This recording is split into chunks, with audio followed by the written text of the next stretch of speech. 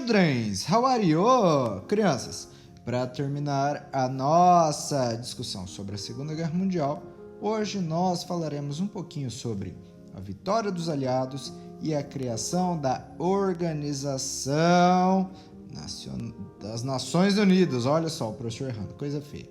Organização das Nações Unidas, crianças. Ou seja, falaremos sobre o fim da Segunda Guerra Mundial. E como pano de fundo, nós temos aí um tapa na cara do Adolf Hitler. Foi hasteada a bandeira da vitória, a bandeira da União Soviética. Sim, senhores, no prédio do Reichstag, ou no prédio que representava a administração política do Terceiro Reich, que até então era comandado por Adolf Hitler, mas ele e sua esposa, nesse momento, jaziam mortos. Haviam cometido suicídio assim que Berlim foi invadida e o crepúsculo do Império Nazista chegou para abalar as estruturas do regime nazista. Professor, quanta coisa que remete ao fim de um período. Sim, senhores. O fim da Segunda Guerra Mundial foi representativo de múltiplas formas. Professor, o que isso quer dizer? Nossa Senhora, que filosófico! Falaremos, mas eu falarei aos pouquinhos, para não virar uma sopa de letrinhas na cabeça de ninguém. Crianças, em primeiro lugar, nazistas contra comunistas e o enfraquecimento do eixo. Ei, professor, quem que faz parte do eixo mesmo? Crianças, não se esqueçam, eixo é composto pelo Japão, pela Itália e pela Alemanha. Professor, e os aliados? Estados Unidos, Rússia e Inglaterra. Ou melhor dizendo, Grã-Bretanha. Professor, e a França? A França morreu logo no começo da guerra, não tem a França, esquece a França. Estados Unidos, Grã-Bretanha e Rússia. Ou União Soviética. Nesse momento era União Soviética, não Rússia. Rússia estava implícita na União Soviética. Criancinhas, o que eu quero que vocês se lembrem nesse momento? Na palestra passada, nós conversamos sobre a invasão da União Soviética pelos nazistas. Vocês se lembram? Pois é. Essa invasão, senhores, infelizmente para Hitler, demorou muito mais do que o esperado. Sabe aquela estratégia de batalha elaborada pelos alemães? A Blitzkrieg ou o ataque relâmpago? Pois é, na Rússia não deu certo. E conforme a invasão da Rússia ia demorando, se estendendo, não acabava mais, foi surgindo a possibilidade de resistências civis aparecerem. Nossa, professor, então a Alemanha cresceu demais e foi difícil de manter as territorialidades conquistadas. Pois é. Outra coisa, a arma secreta utilizada pela Rússia para detonar com Napoleão e suas hostes foi utilizada novamente contra Hitler. Professor, que arma é essa? É o frio, boa! Ele veio com tudo e atingiu severamente os exércitos nazistas. Um número considerável de soldados alemães estava comovido nesse momento na empreitada contra a Rússia, contra a União Soviética. E Hitler, senhores, proibiu recuos, ou seja, nós temos um exército nazista cuja maior parte encontra-se nesse momento na Rússia. Ele não consegue avançar, ele está proibido de recuar, e onde ele está, ruma um inverno rigoroso de fazer congelar os cabelos da cabeça e quebrar que nem gelinho. Credo, professor, aqueles caras estão em maus lençóis. Estiveram e se deram mal. Por que, senhores, os Estados Unidos entraram no combate definitivamente após Pearl Harbor? Os Estados Unidos se manteve away, ausente, afastado do conflito direto, até que eles foram atacados. Vejam só. Em 1943, senhores, os soviéticos, que estavam aguentando a borrachada nazista já há algum tempo, receberam reforços e equipamentos estadunidenses. Tem um filme que eu gosto muito que se chama Rocky IV. Era uma vez o lutador de boxe estadunidense chamado Rocky Balboa.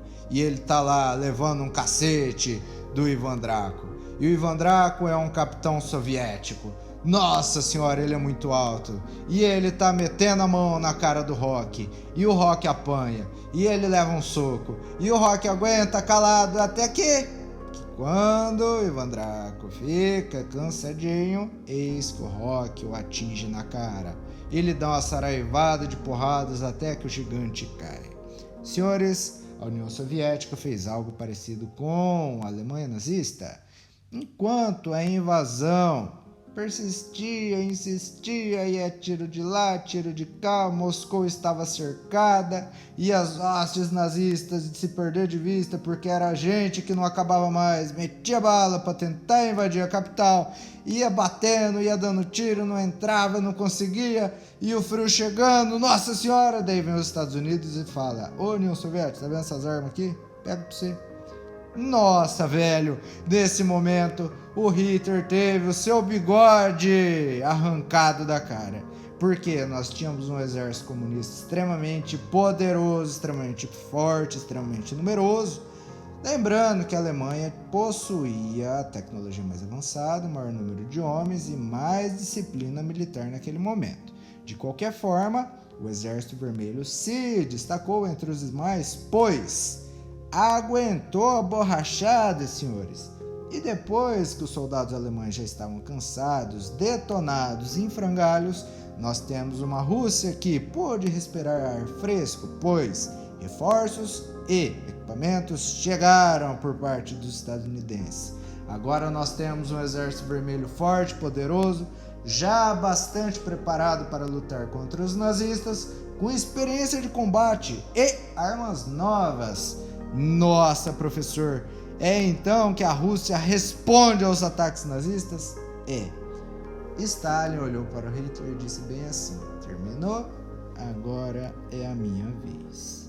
Eis que os aliados viram o jogo, senhores. Os Estados Unidos conseguiram conter o avanço japonês no Pacífico.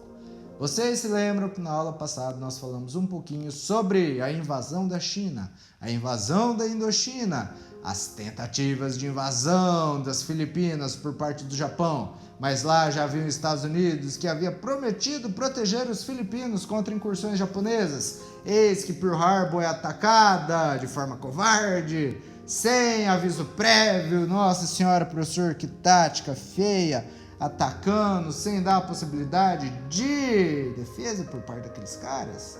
Galera, aqui a guerra não é jogo de xadrez. Não há ética na guerra, senhores, só há destruição e falta de respeito de todos os lados, tá? O Japão nada mais fez do que jogar o jogo da morte, que é tão característica da guerra. A guerra não é nada bonita, os filmes pintam dessa forma, mas na verdade o que há na guerra é morte, tristeza, choro, ranho e pus e sangue. Não tem nada de bonito, não tem nada de poético, só tristeza e sofrimento. Crianças, de qualquer forma, os aliados viraram o jogo. Os Estados Unidos contiveram o Japão no Pacífico. De outro lado do planeta, nós temos a Batalha de Stalingrado, na qual Hitler se deu muito mal. As tentativas de invasão de Stalingrado de Moscou deram muito errado, porque o frio chegou e os nazistas não conseguiram invadir a Rússia. Ao norte da África, senhores, nós falamos um pouquinho sobre isso na primeira palestra, sobre os reflexos da Primeira Guerra Mundial e o fato de que não foram apenas os europeus e os Estados Unidos que participaram desse combate. Ex-colônias também estavam, indiretamente não, né? Diretamente ligadas ao combate, porque as suas metrópoles também estavam. Então, se a metrópole está em guerra, a colônia automaticamente também está. Professor, isso não é justo? A guerra é por essência nada justa, senhores. Da guerra, por essência, nada justa. Mas, nesse momento, a África se viu livre de italianos e alemães. Por quê? Porque britânicos e estadunidenses foram capazes de expulsá-los de lá. Então agora pronto, é possível estabelecer um frente de batalha pelo sul. O norte da África está livre. É possível invadir a Itália. É possível, por meio da Itália, acessar a Alemanha, a Áustria e todas as regiões que haviam sido conquistadas por Adolf Hitler. Professor, Hitler está em maus lençóis. Mussolini então nem se fala. E o que mais tem para piorar a situação desses caras? Temos agora um exército vermelho que ruma em direção a Berlim. Não dá para as coisas ficarem piores para o Hitler, senhores. Não dá. Na verdade, dá sim. E o nome dessa piora se chama The D-Day, ou o Dia D, a libertação da França, senhores. Falarei sobre isso, mas eu vou falar somente no próximo bloco. Assista, tá muito legal.